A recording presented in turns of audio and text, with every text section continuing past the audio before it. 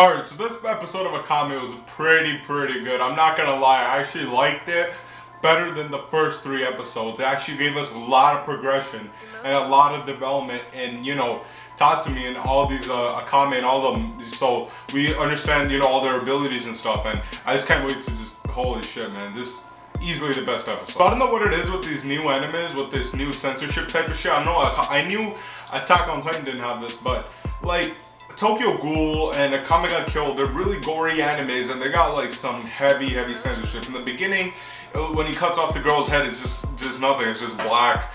And in Tokyo Ghoul and stuff, it's just when, when they're killing each other or something, the blood's not even there, it's just like, it's like negative, and it's just really weird. I really don't like that. I hope they do tone it down a little bit, make it a little bit more gory, so that, it just makes the anime a little bit more better than it already is. So apparently there's these things called the Imperial Arms. A king made them a long time ago, and apparently they're irreplaceable, or they can't make them again.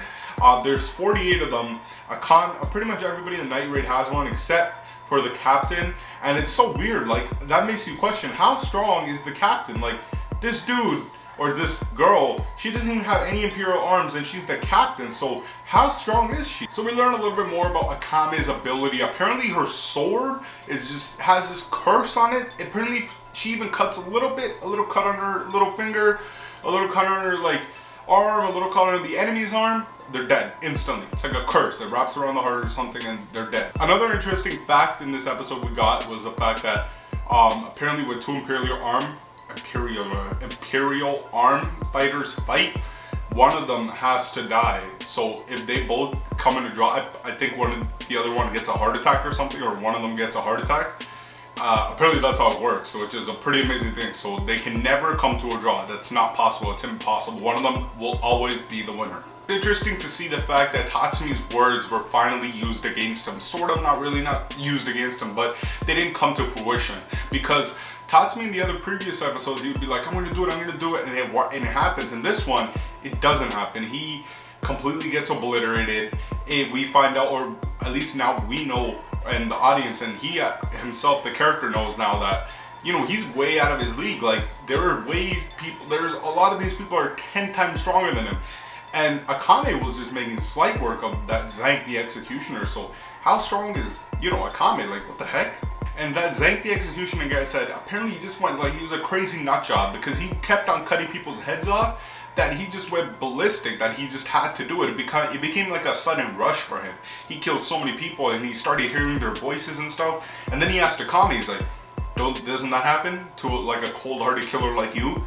And she's like, no, it doesn't. So just how much has Akame been through? Like, what the hell? Like, Akame is like a, it's just like a puppet, but like, she doesn't feel anything.